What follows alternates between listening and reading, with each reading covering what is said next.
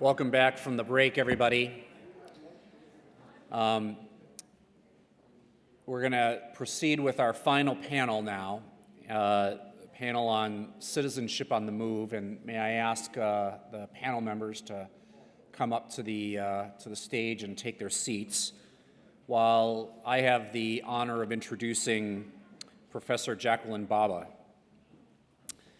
Professor Jacqueline Bhabha is the Director of Research at the Harvard FXB Center for Health and Human Rights, a professor of the practice of health and human rights at the Harvard T.H. Chan School of Public Health, and also an adjunct lecturer in public policy at the Harvard Kennedy School.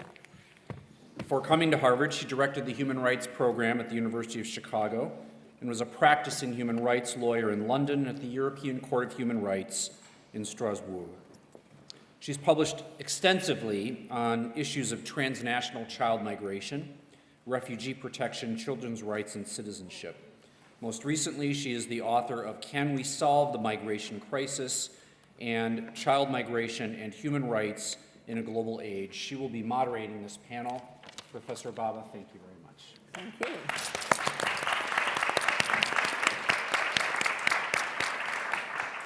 So thank you all so much for still being here. You must pity us, a rather daunting task. First of all, to be the last panel, and secondly, to be the last panel after the keynote speech we've just had. So please bear with us. We'll do our very best to be stimulating and engaging. So I'm going to make a couple of introductory remarks before I briefly introduce our three panelists. This conference, I think, our panel is entitled Citizenship on the Move.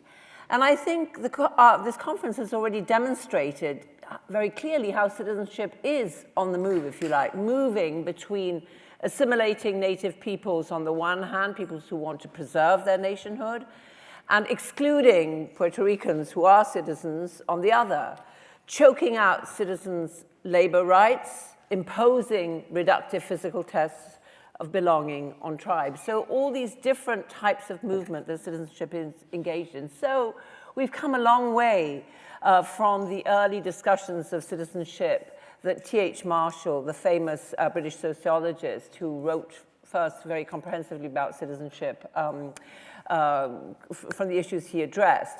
He said that citizenship really consisted of three elements: civil, political, and social citizenship. And he said that civil and political citizenship were really one in the 18th and 19th centuries, and they were a product, if you like, of the Euro-American political transformations in state governance, and that social citizenship was a product of the post-war period of kind of welfarism. And so he saw these three elements of citizenship as kind of capturing some of what we think of now as fundamental human rights. So political citizenship is about, for example, the right to vote, a right that Puerto Ricans, as we've just heard, don't really have. Civil citizenship is about issues such as freedom of speech. And then social citizenship is about social rights, such as the right to education or to social insurance.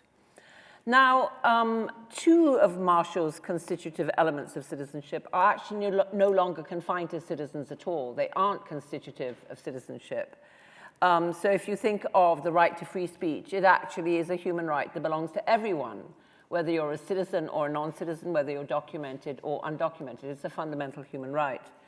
And similarly, in many countries, including this one, the right to education and other social rights also belong to non-citizens. Some, like the right to education, to primary education, belong to any child who is in the jurisdiction, irrespective of their legal status. Some, like social insurance, belong to people who have legal residence, so a green card or some form of permanent residence. So citizenship, what we think of as the core element of citizenship, has also moved in that sense, that non-citizens, residents, for example, have many of the core rights of citizenship. And so I think this is a very positive transformation. I think the fact that these constitutive elements of citizenship have become more broadly accessible is a very positive move. And it's now really only political rights, the right to vote, that are jealously guarded by citizens. And even here, there are some exceptions.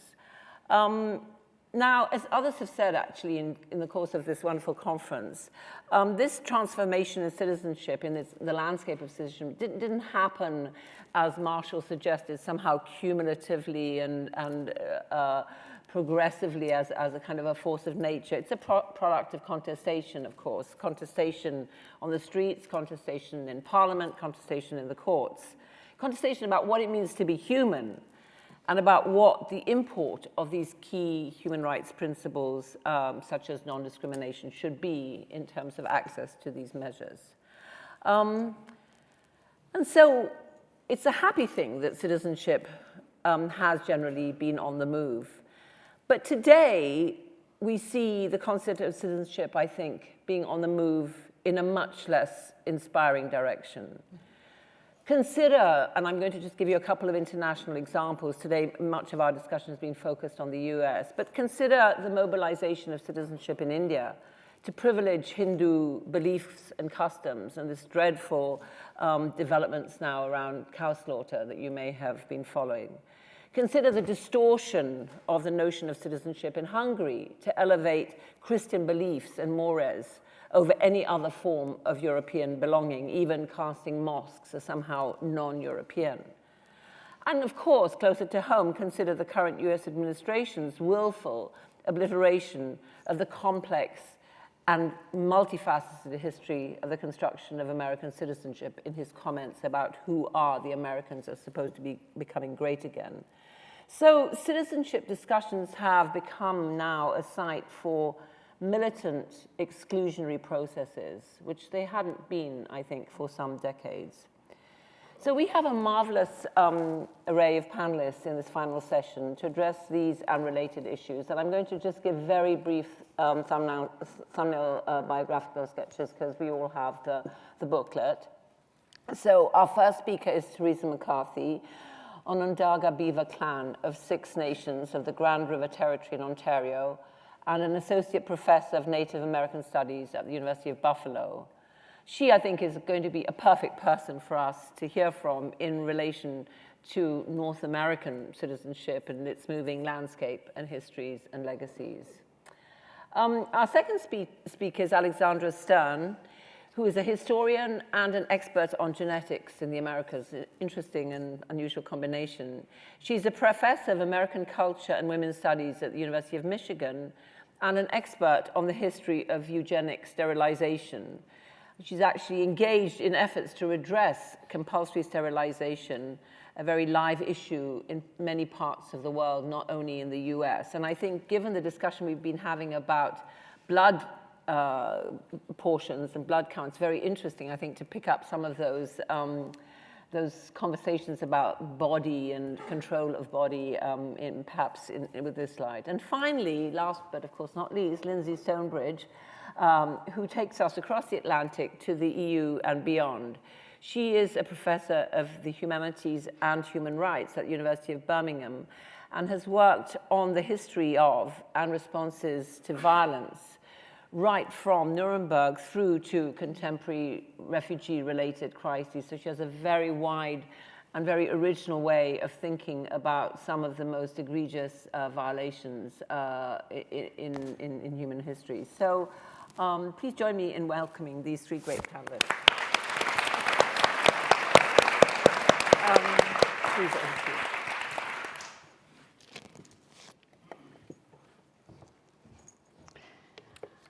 Scano, Ada Ata, ni Theresa McCarthy, Nigiaso, Onodage Hono, Niwa Geisho Dan, Naganya Go Niwa Coenzo Dan. So I just said hello.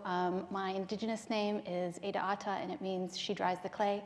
I'm Theresa McCarthy. I'm Onondaga Nation Beaver Clan, and I'm grateful to be here with you all today to share ideas and to learn from each other here on the territory of the Wampanoag, Massachusetts people. Now, my comments today emphasize how Indigenous citizenship further unsettles notions of citizenship in settler nation states. I am interested in talking about expressions of Indigenous citizenship that transcend the nation-state borders imposed on our homelands and that exceed the current boundaries of our reservation territories. My research foregrounds Haudenosaunee women's assertions of citizenship through their political theorizing and action.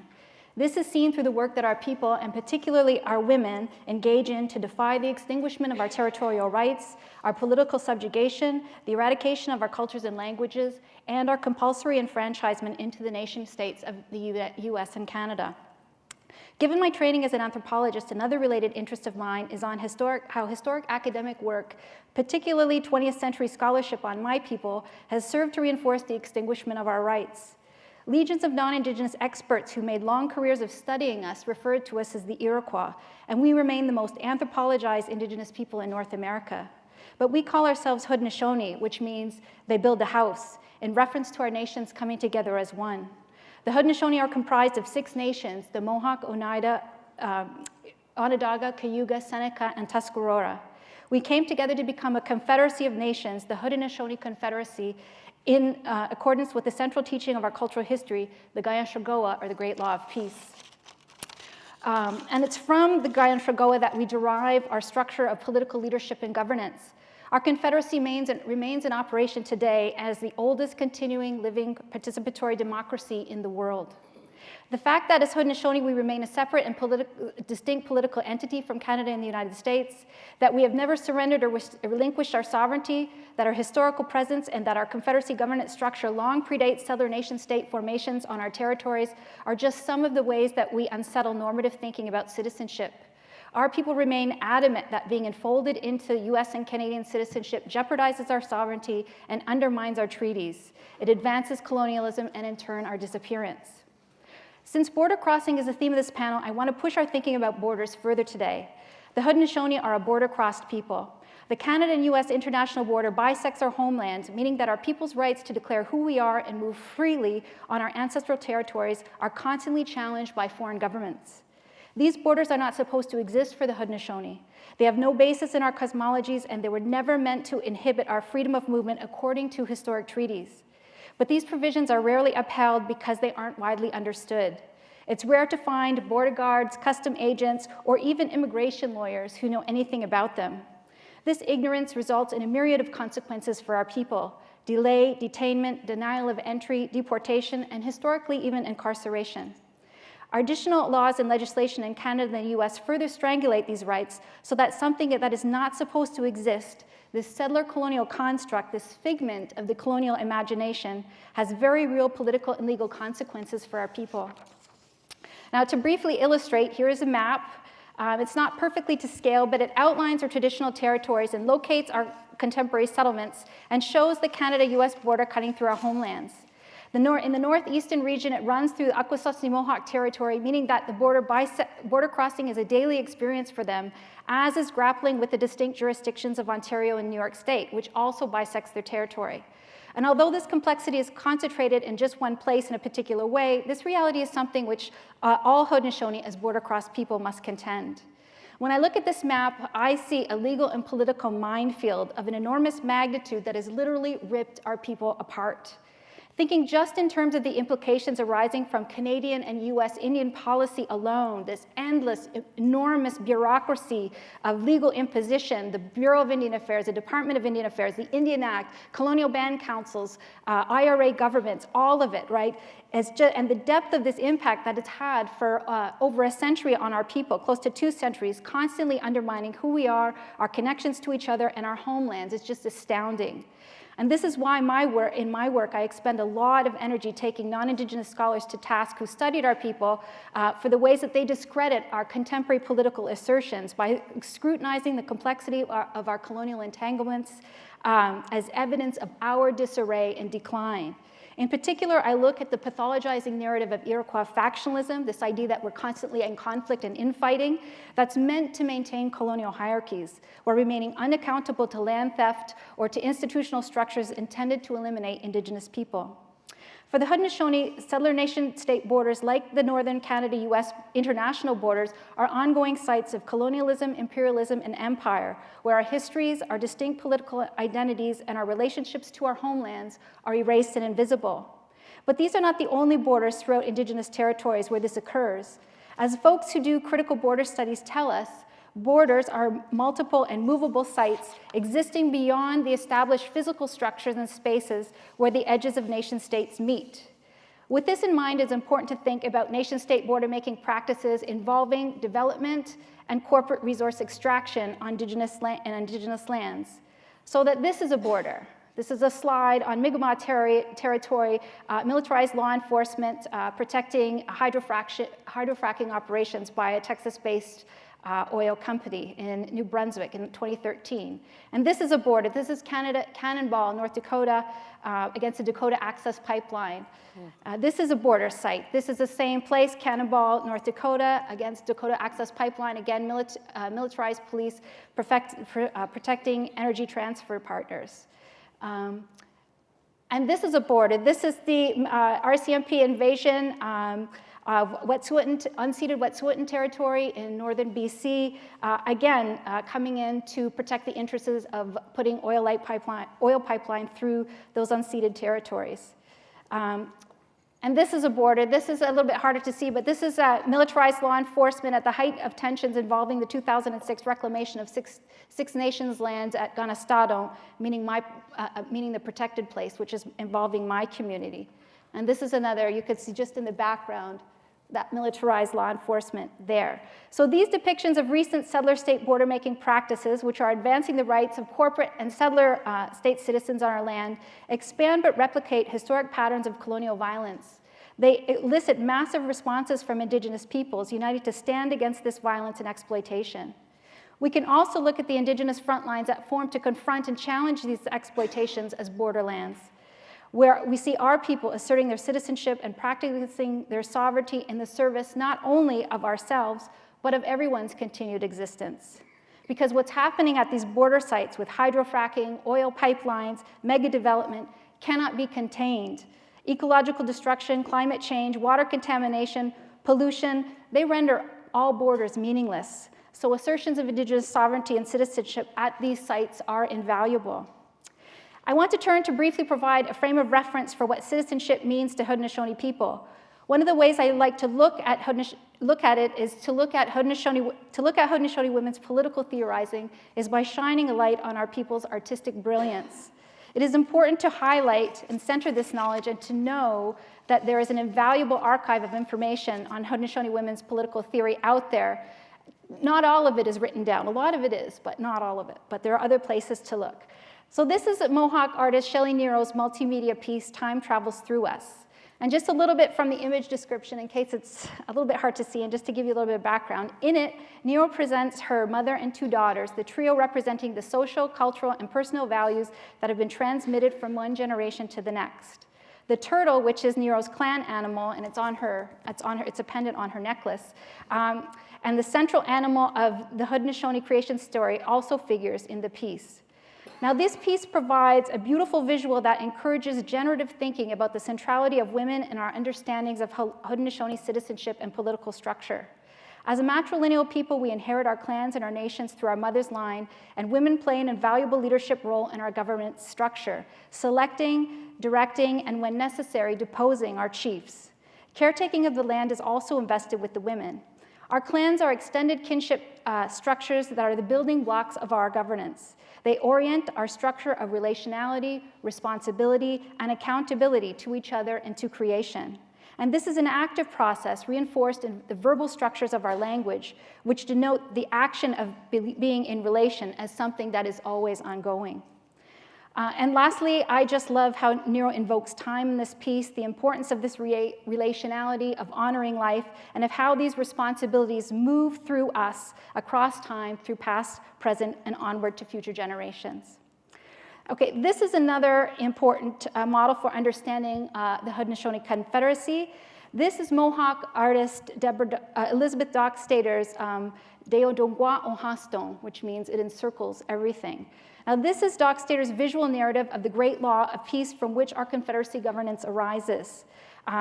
Most of our people who think about the great law and of our political system and how it came to be sort of think about it as an oral narrative because it's mainly communicated as an oral narrative. And we don't often encounter a woman's rendering of this teaching. Dockstader's piece gives us a three-dimensional sense of the magnitude of representation that our people have within our Confederacy system. And just a lot of people can't visualize what it looks like. Her decision to bring women to the forefront reminds us that the Confederacy is not just a chief's council, but rather a collective union of clan families that represents all the people. Dockstader also anchors the Gayon-Shagoa in the land through her use of the corn husk in this piece, because it's all made out of corn husk dolls. And she explains that working with the corn husk is, quote, like reaching back to the time of our ancient ancestors. Corn is still grown and harvested, the husk still braided, it is still ceremonially celebrated, the same as it has been for thousands of years, end quote. So these two amazing artistic works can also help illuminate how the use of these statist terms and concepts like citizen, nation, and sovereignty, when informed by Haudenosaunee understandings, bear little resemblance to Western legal interpretations. And as with lots of words in the English language, Indigenous people make them their own, extending them so that they're inflected with meaning derived from our languages and intellectual traditions. So one example, for example, the translation of the Mohawk word for nationality literally means bodies in the land. Okay, so the Haudenosaunee have a long history of asserting and practicing sovereignty in ways that also help others. An example that began in the early 20th century involving the Confederacy chiefs Desgahe, whose name was Levi General, his travels from Six Nations at Grand River to the League of Nations in Geneva, Switzerland, to petition for recognition of Haudenosaunee sovereignty, just as Canada's termination efforts were really bearing down on our community. His petition did not achieve its desired outcome at the time, and he was punished for his actions. When he returned from overseas, the federal government would not allow him to return to Canada, forcing him to remain in the United States, where he died shortly thereafter.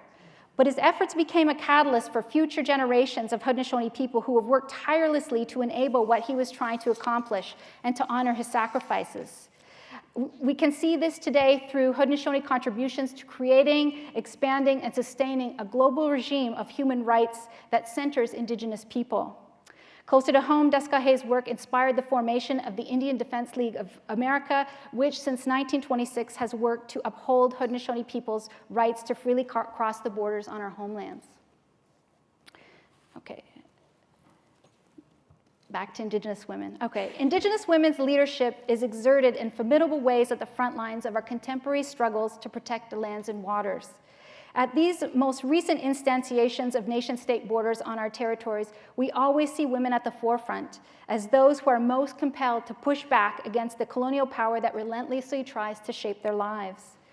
The architects of our 2006 land reclamation movement at Six Nations, Dawn Smith, who is Onondaga Eel Clan, and Janie Jameson, who is Mohawk Turtle Clan, were two young, struggling single mothers who had already endured hardships and tragedies that would break anyone when they decided to take action. Neither of them would have ever said that they were ever the perfect embodiment of Haudenosaunee values, but both of them saw the consequences of further encroachment on Six Nations land as unbearable. And with initially only a handful of others, and this is just the group the first day, resolved to put their bodies on the line. And as a result, this was the first time in 200 years of Haudenosaunee history at Grand River that our people actually managed to regain rather than lose our lands. So what is often mischaracterized as resistance or activism is really just the doing part of Haudenosaunee citizenship.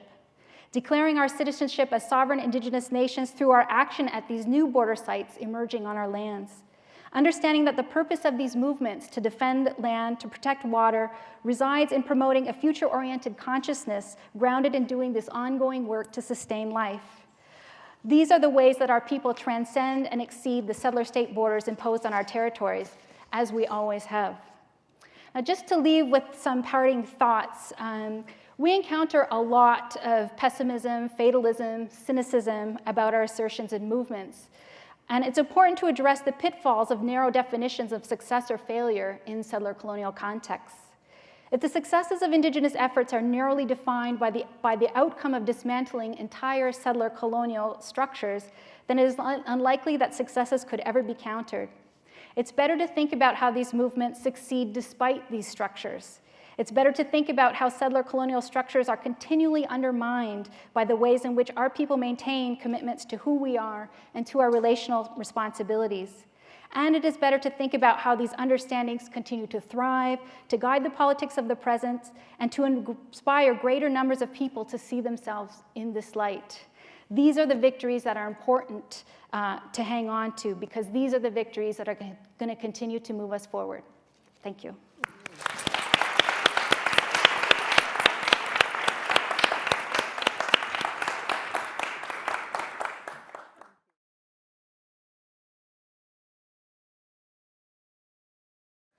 I think there's not an antidote, but a way through some of that. I just want to start by going back to Theresa's last slide, which had a sign on it that read, "Refugees welcome on native land." And I think it's a mark of the thoughtfulness of this conference that a conference on citizenship decided to end with refugees, i.e. the category of people that many people think of as being outside of citizenship. And it's a deep and unusual thoughtfulness, and I congratulate the organizers for how you've curated it. It's been a kind of thoughtfulness that we don't see very much of at the moment. And I think what I've learned today, why I want to put those two things together a bit, is if you really want to understand something about the value of citizenship and what it means today, we need to listen to people who live in the shadows of citizenship. Because they know more, they are the experts on citizenship. And that also provoked another question, which is, what kind of solidarities can there be between the people who live in the shadows of citizenship? And that's something, as I've been listening today, has come up again and again. And that question of solidarity, it seems to me, is vitally important for exactly the reasons that Alexandra has just explained to us, that it's getting very, very dire. In terms of refugees and the question of citizenship, what we have in my part of the world, in Europe, the country I currently live in, the UK, is a renewed appetite for racialized de-citizenship, de-citizenizing people, which we haven't seen in Europe since the 20th century.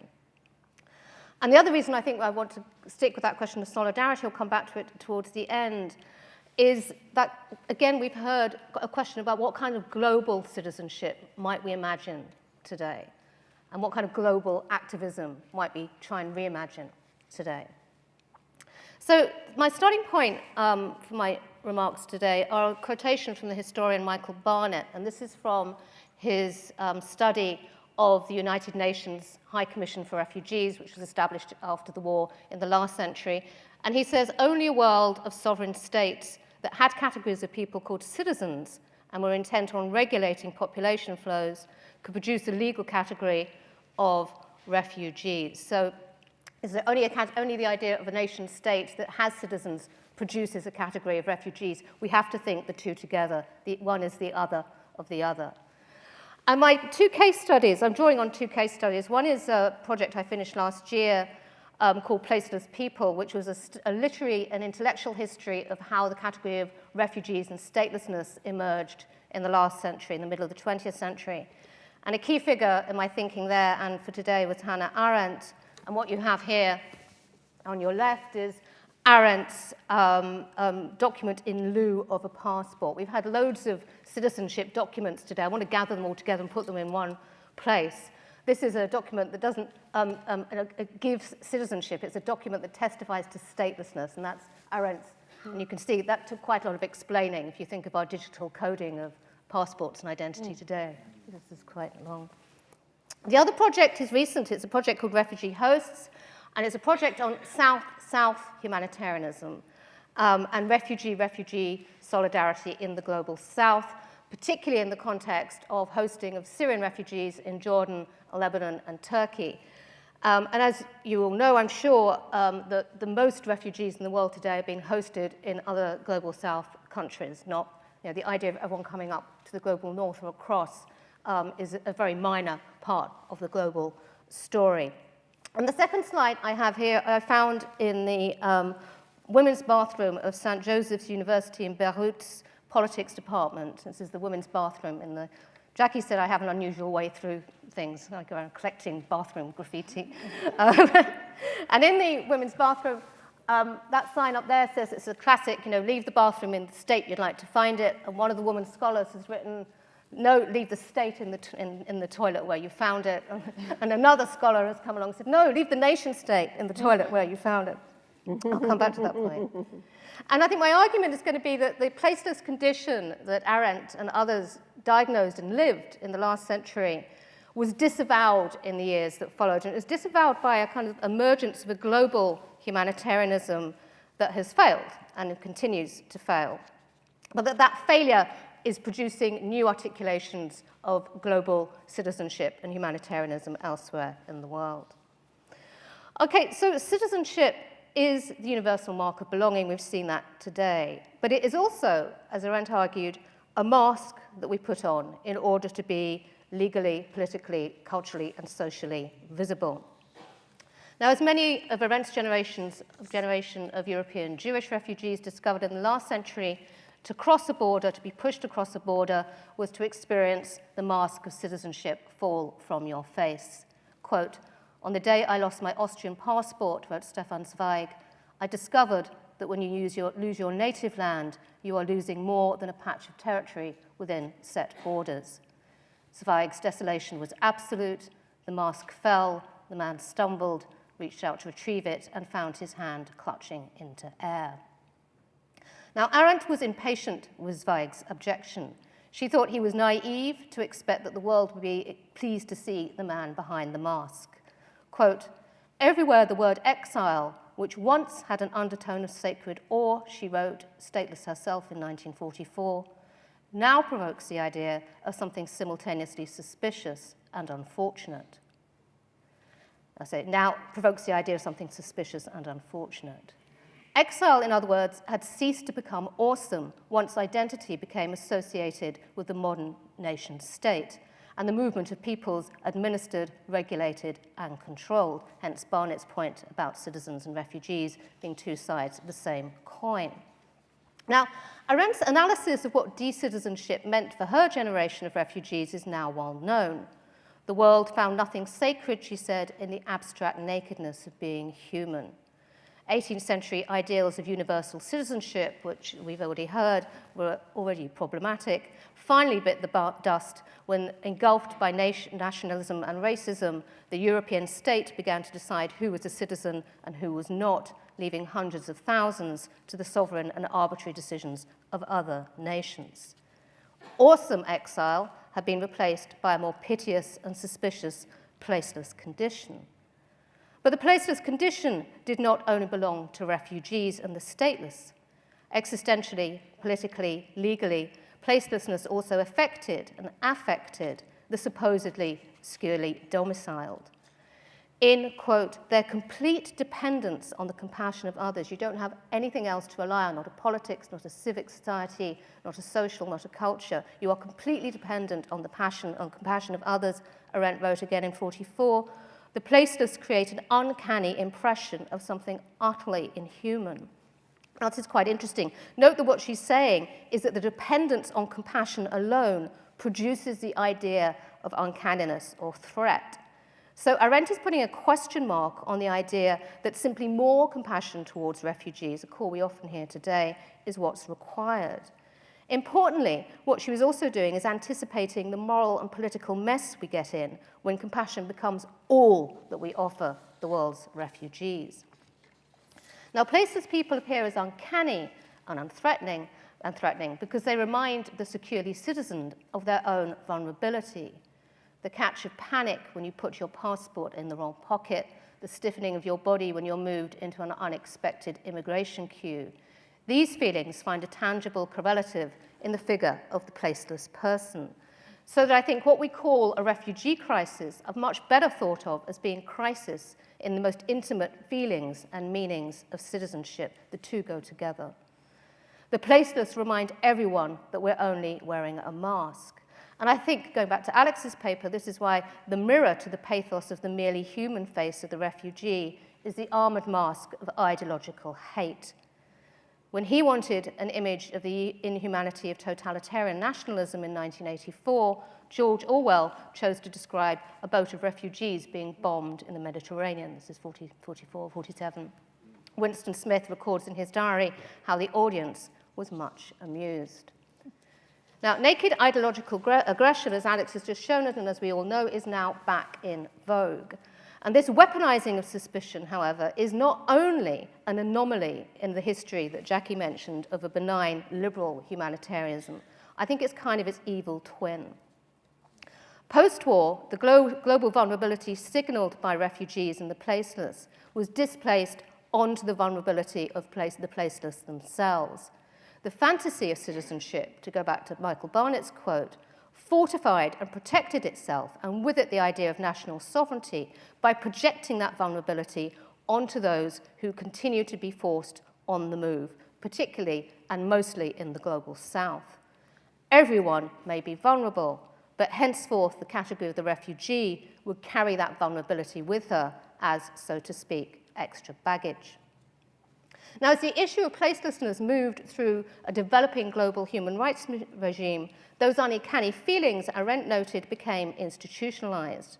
As she, among others, including the very controversial refugee advocate and American journalist Dorothy Thompson, as they all predicted, the more the world became globalized, the more the major states cooperated to keep their power and wealth, the more people would be thrown into an existence where they only had their humanity to bargain with. It didn't, of course, start out that way. Human rights, in Herschel Lauterpacht's memorable, beautifully ambitious formulation, could have transformed what he called objects of compassion into subjects of international rights. That was Lauterpacht's ambition, is to turn no more objects of compassion. Everyone needs to be a subject of international right.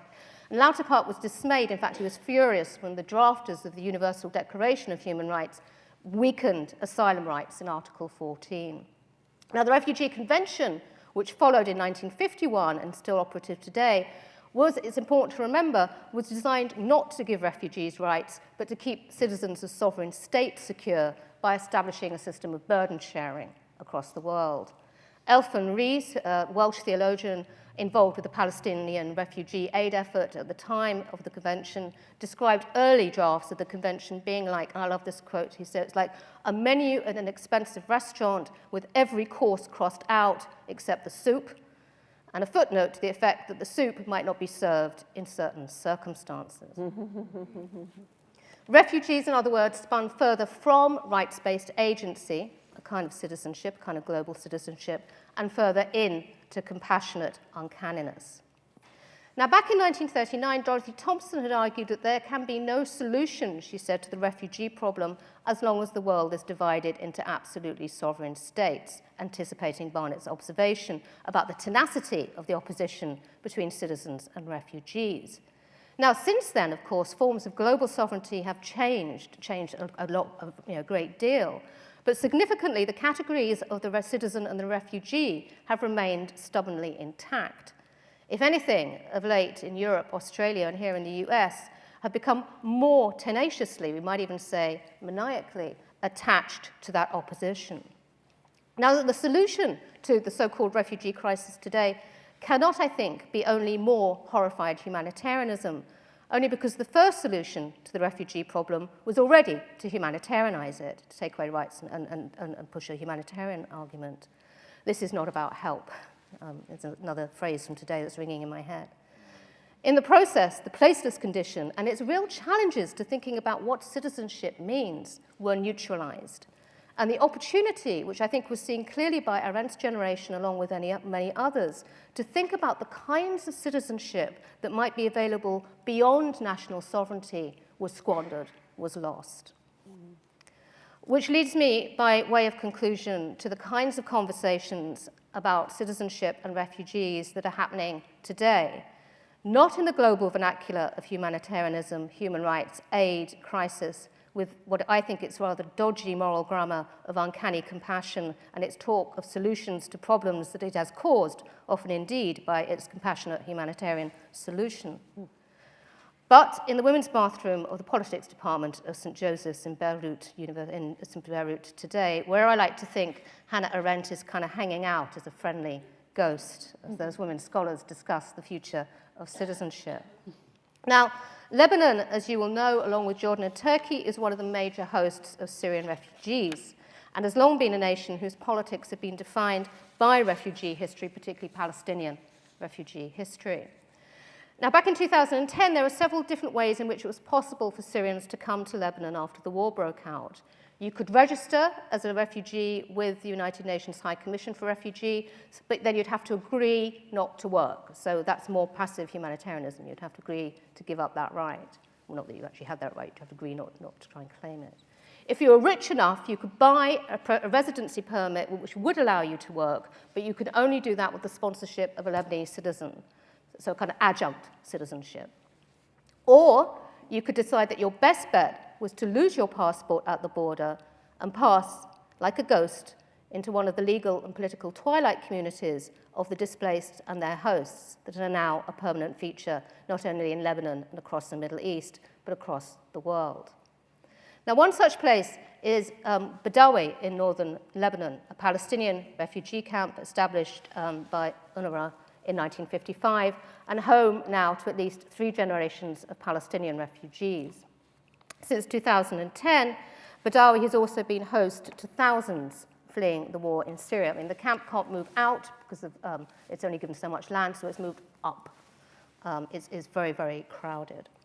In Badawi, as in similar communities, the opposition between citizens and refugees is not operative, not out of any utopianism, but out of history and sheer necessity.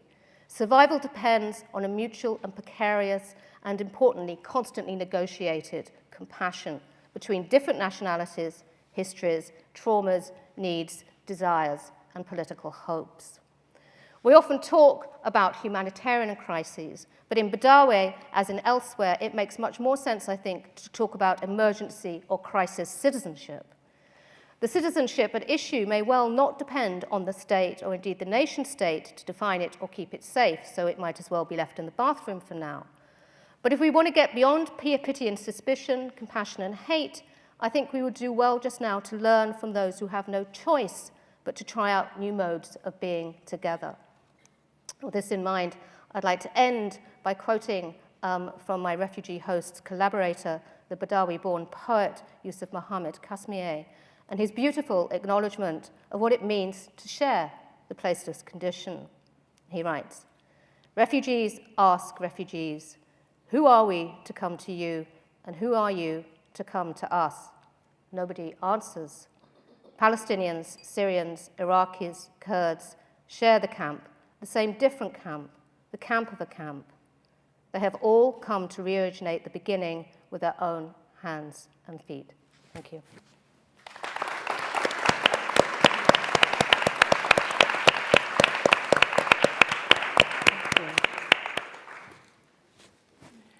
So thank you all very much. So these were really very rich and thought-provoking contributions with interesting overlaps and interesting divergences.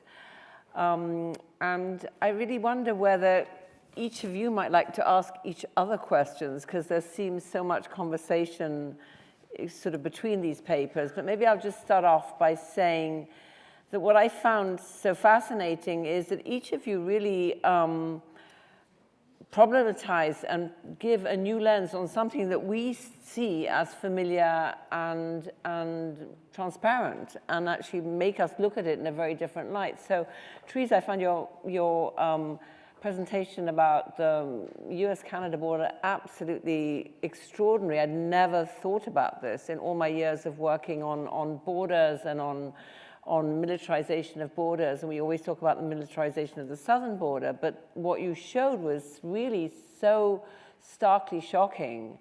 And I don't know if I'm the only one in this room to be so shocked, but it is, I think you really performed an extraordinarily useful service to us by just demonstrating the kind of violence of the attack on these, actually peace-loving native communities who've been there forever, and the imposition of, as you rightly said, this colonial divisions. So really my question to you is, what remedies might be the most productive, given that the law is certainly not going to deliver, because the law actually instantiates and reifies part of the problem by generating this border and by sort of discrediting the sense of openness. So what remedies might be most productive, do you think, in challenging this, the sort of blatant use of state violence against these communities? So maybe I'll just pose a few questions, and then you can address them or not, just like other chairs said, Alex's presentation, sort of in a different way, of course, also extremely and equally disturbing. And I just wondered, something very practical, like you didn't give us a sense of scale here. Are we talking about tens, hundreds, thousands, millions of people who think this way? Occasionally an event erupts, what happened just now in New Zealand, or, where you see the sort of underbelly of this sort of white supremacism or ethno-nationalism. But one is normally not really following it unless you're part of those sites. So it would be very useful, I think, to get a sense from you of the scale of this. I mean, is this a kind of phantasma? Is this just a kind of deluded, kind of paranoid dream these people have of deporting everybody who doesn't fit the kind of white nationalist mode? Or is this actually a serious political threat that we should be really addressing maybe more than we do? Or is that a false dichotomy? Are elements of this threat seeping in different ways? But I just wondered. Lyndsey, I absolutely loved your paper, and I think that what you say about the kind of symbiotic relationship between refugees and citizens is actually really thought-provoking, and I haven't thought about that enough myself. But I wondered about, what you were saying at the end about this kind of question of new modes of being together. It sounds so utopian at a moment where we are riven by new modes of not being together and the impossibility of being together. And even in the context of camps, we know that, and I've seen this certainly in some of the camps I've been to, we see tremendous rivalries between Syrians and Iraqis and Afghans, born out of, dire scarcity and the kind of tensions that arise. But is this a serious proposition, you think, that politically, that one might think of new ways of building on the common exclusion from, first-class citizenship, and that this might really provide a new way of being together and of organizing and creating a kind of political solidarity? Or is this more a kind of reflection on, the kind of humanistic spirit that still manages to survive despite all else? So these are just some of my rather disparate reflections, but if you'd like to address them, please do, and if you wouldn't like to, then please don't. Well, do you want to start? Okay, it's not at all utopian. It's, to be very British about it, it's bloody awful. And it's made even more awful at the moment because of going back to some of the themes of these invisible borders. The Trump decision to cut funding for UNRWA now means, which UNRWA is very important in Palestinian camps, but because does everybody in the audience know what UNRWA is? Sorry. Maybe so the United Nations set up an organization specifically for Palestinians to look after them in 1948. Okay, so it's a humanitarian aid organization, and it's been important insofar it offers limited humanitarian support for people in the camps and has done since 48. So some healthcare, a lot of the schools, and a lot of people who work for UNRWA are refugees, they're Palestinians. So it's not a kind of, particularly only paternalistic mode. But it's also very important because UNRWA's existence says that the world recognizes that Palestinians are dispossessed because they're in need of aid. So it's political as well. So the Trump administration last year decided to withdraw funding from UNRWA. the catastrophic effects of that are already being felt in the camp. So in Badawi, we've run out, there's no antibiotics left already, and this is only 3 months in, okay? And then schools are closing. And it was a kind of political move in terms of aid as well, because it's like saying, actually, the world doesn't recognize that you have this thing done to you now, because we're dismantling UNRWA. So to go back to Jackie's point, it's not a utopianism at all, but I think it goes back to earlier points that have been made, that out of situations of emergency and survival, there are new ways of coming in together. And I also do think that certainly in Europe, and I'm sure this is happening in the US as well, because things are so dreadful, there are new solidarities that are happening, particularly with younger activists, legal activists, people who are working in the Greek islands, who don't have to be there, but they've gone out and they've helped. And they're forging different definitions of international solidarity that are outside of the post-war consensus, and we don't know what those are yet. I mean, in some ways, we're just glad they're there, because they are actually stopping some people getting drowned, and they are feeding some people, and they are providing minimal conditions. But that generation of people are also creating new networks.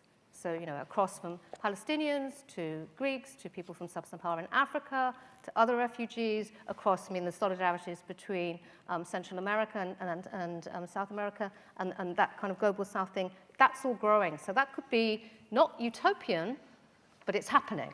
And new definitions of citizenship are being born. And we don't know what they're going to be yet, but I'm damn glad they're giving it a go. Okay. Yeah, thank you. Really helpful. Yeah, Alex. Yeah, well, the issue of scale is very important, and there's very little research on this in terms of understanding beliefs of the alt-right because of its fairly new emergence, and also because of the difficulty of studying something that exists for the most part in social media in a landscape that is ephemeral, where there's not much accountability, and where we're seeing a lot of movement around deplatforming and suspension of various sites, which is a good thing, and that these are being recognized and regulated.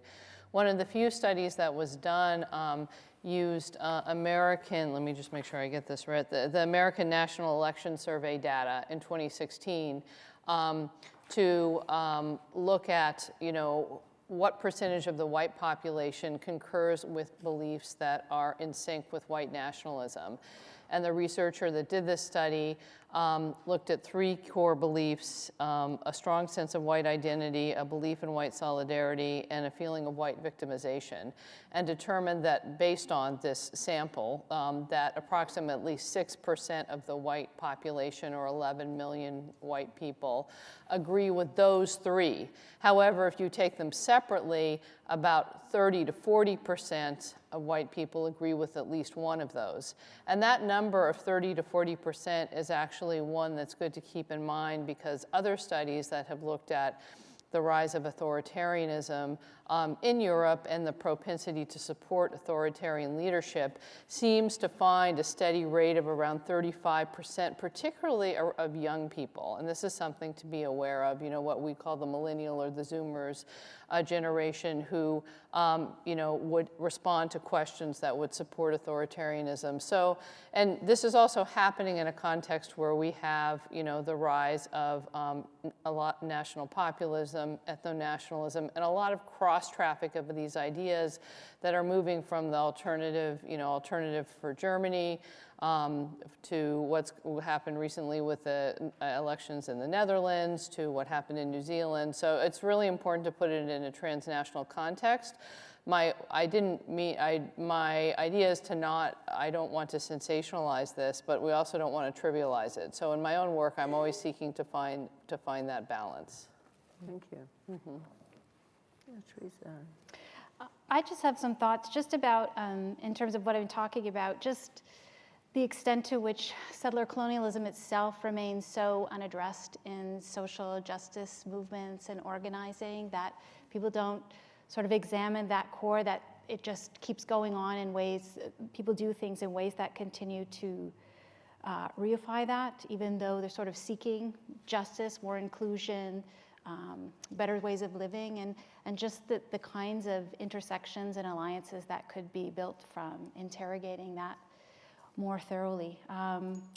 It's so interesting because, you know, in that cross-border context, you think about third country nationals and whether or not, you know, people could be sent back from Canada to the US. Is the US a safe country? I mean, that's the domain in which I work, you know, but that's not at all talking about native peoples. It's talking about refugees or undocumented or migrants.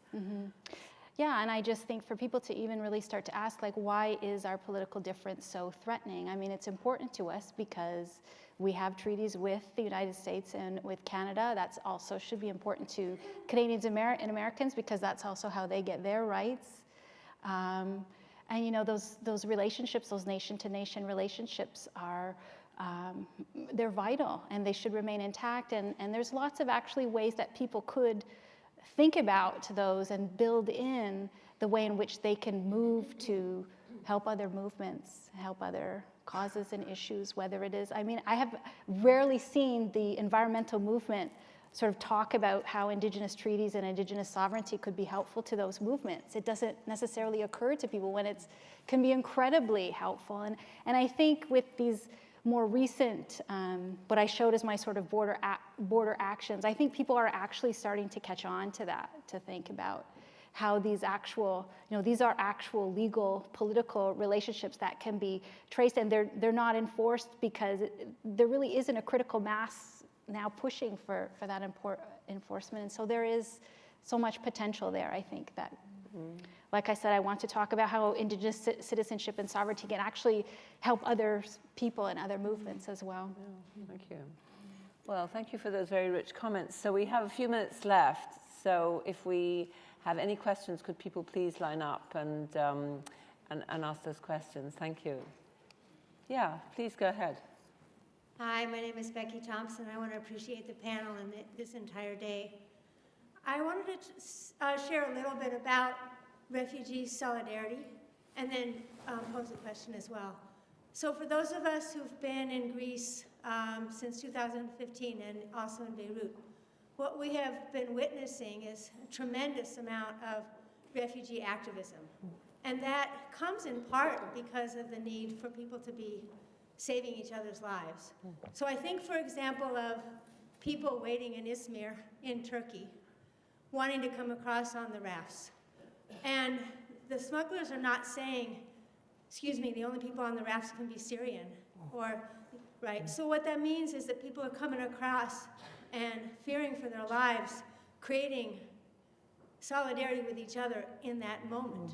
So Afghans and Kurds and Palestinians and Syrians together, and then walking up the mountain pass in Lesbos all the way to Mytilene. And what I was witnessing over and over again is anytime an elder needed to sit on a backpack, it didn't matter what country that elder was from, especially if she was a woman, she would get that backpack. And then you see now in Elpida and in Moria and in Karatepe, this organizing happening across so many ethnicities and religion as well. So I want to lift that up as, you know, coming back each time I'm thinking if we had here the kind of solidarity that we are seeing there, we would be in a whole other place in terms of transnational solidarity. So your question, please. So my question then is to you about what examples you have seen in your own work of the activism and the crossing of boundaries that wouldn't have otherwise been crossed. Thank you. Thank you. Yeah, Lyndsey. Yeah, I think you gave really good examples, and I'd be tempted to say the same. But going back to Jackie's point, I think those things happen, as you pointed out of situations of survival.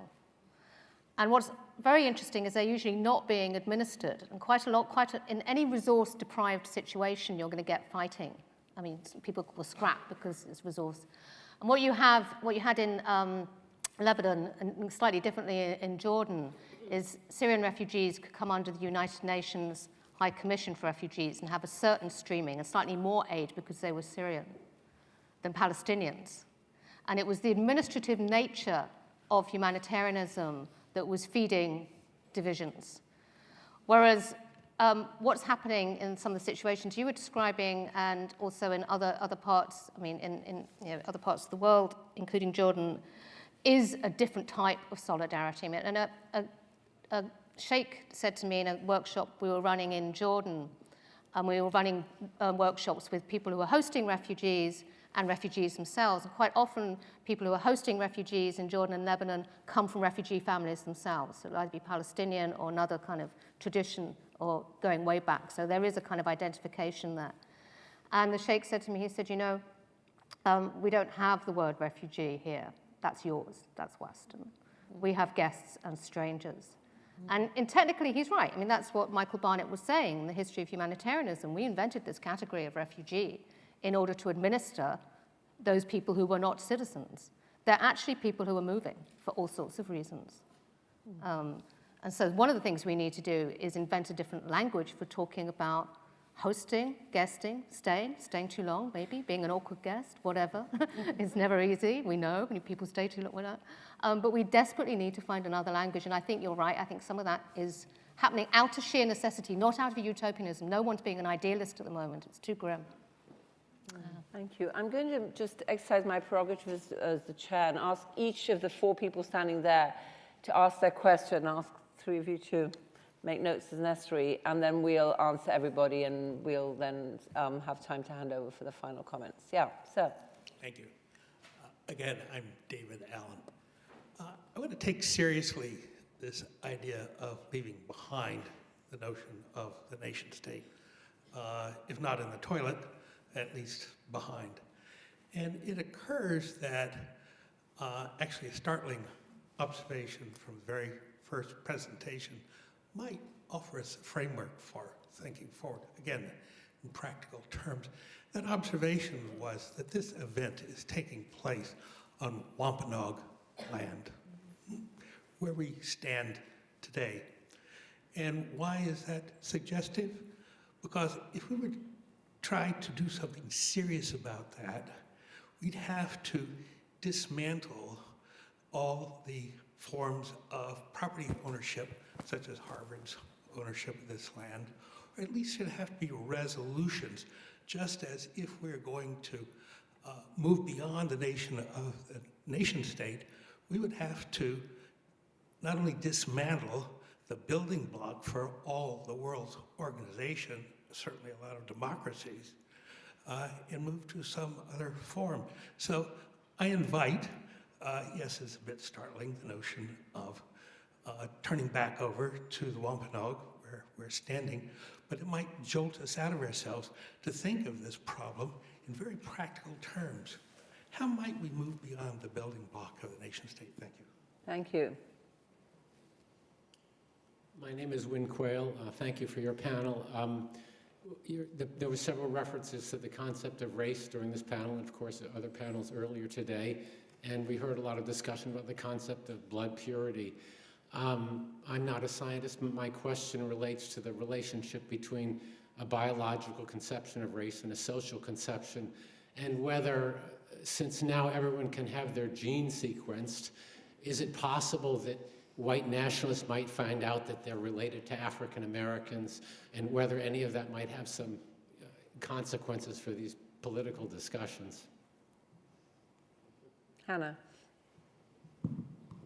Hello, my name is Hannah. I'm from the Graduate School of Design here at Harvard. I only yesterday heard about this term polypolitanism, which the professor used instead of cosmopolitanism. It's an idea that we can belong to many instead of either nation state or international. So it, to me, was very hopeful, and it sounded very realizable that we can, we don't have to sort of dismantle everything that we have in order to go for another future, but we can actually have more than one identity, and I resonate with that. And I think a lot of people resonate with wanting to navigate as, multiple sort of people. So I was wondering if you had any thoughts on this idea of polypolitanism, and if you have any critiques of that. Just curious what you thought of that. Thank you. Thank you very much indeed. So who'd like to start? Alex, why don't you I can start? The question of ancestry testing and white nationalism is a very interesting one.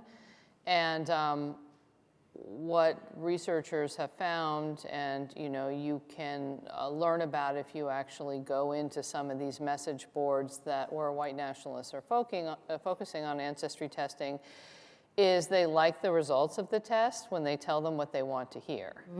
But they actually don't they like the idea of the tests, and that's in fact why the American Society for Human Genetics recently made a very strong statement against white supremacy and the misuse of these tests, the scientific distortion of them by white supremacists. They specifically use that term. However, one of the aspects that's very interesting about white nationalists is because they frequently don't get the results they want, they engage in a romanticized notion of community. They often ignore genetic tests, or they partake of kind of the metaphors of blood and soil. But for example, if they don't get a result they want, they'd say, well, I'm white in spirit and soul, or I feel, a connection to the medieval past or the Crusades, and there's a lot of these fantasy invocations. So this is happening on multiple discursive levels, but the ancestry testing does cut across that, and that will continue to play a role in certain aspects of at least claiming identity. Mm-hmm. Thank you. Teresa, do you want to comment on Harvard handing over? Well, okay, good. I think, where to start. One of the things we talk about, there's a lot of debate about doing land acknowledgements. And part of it is because people don't want it to just become like a rote, one-off thing. They want people to sort of think, like, it's good that it's not invisible anymore, it's not erased anymore, but to think about this idea of, okay, what is the relationship that comes with that acknowledgement? Because you're asking this big question, how do we dismantle, what is this anti-colonial vision? It starts with having relationships, and it's really, instead of moving out of possession to relationship, I think is where it has to start. So acknowledging that, and then, okay, where do we go now? What do we do to build those relationships and to keep them going and to have that be an ongoing process? In our earliest treaties that we have between Haudenosaunee people and the newcomers, they were treaties of peace and friendship. And they were treaties about ways to coexist and to have independent political systems, but to exist in a non-colonial relationship where there wasn't an imposition or interference. And so those visions are out there, and they're principled on these ideas of having relations in a different way that aren't about necessarily possession. And can we think about sort of structuring things more along those lines? Yeah, no, but back to the nation state, because there's not one type of nation state. It's always changing and can change. And I really was touched by your translation of what nationality means, bodies in the land. And I just thought, God, that's really powerful, and that could work. And then we heard, and I kind of looped back to this morning, and actually what we have at the moment is a version of a nation state which isn't actually about sharing and solidarity or just sharing, learning how to share, is, as the panel pointed out, it's about power and money, and in a version of a fantasy nation state which is actually about keeping power and money for certain types of people. So I wouldn't want to trash the idea of the nation state, because I don't think there's just one idea of the nation state. They're always competing. We're always arguing about the best way to be together. But I do think, and that's why I love the bodies in the land, it's time to have more of a upfront struggle about defining new definitions of what it might mean to be in a nation or different nations in one state. I mean, binationality, trinationality, polynationality within one state were options in the 40s that people were talking about and just got closed down. I think it's time to have those conversations again.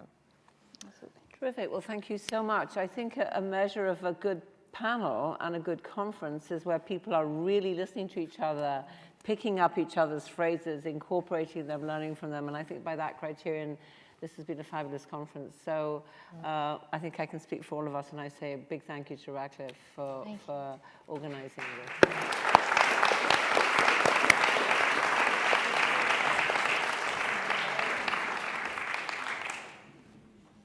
I wanted to give a couple of just concluding remarks today, thanking first off all of you who came and shared your time, in many cases your questions and remarks, your concerns. I want to begin just a couple of quick notes of gratitude to our Dean, Tomiko Brown-Nagin, for her leadership, to the Academic Ventures Group at Radcliffe that puts on events like these, and its fearless leader, Rebecca Wasserman, and to the event staff, Jessica Vickland and others who do just such an amazing job bringing these kinds of complex, highly complex events to fruition.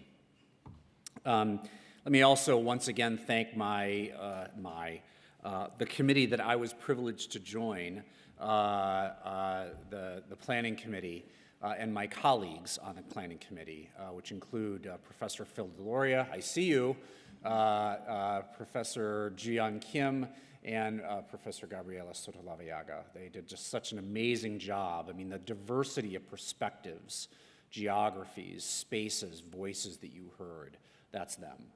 And I really can't emphasize that enough. Becky Wasserman, too, but it's really just a remarkable accomplishment. So what did we do today? And what do we do to citizenship?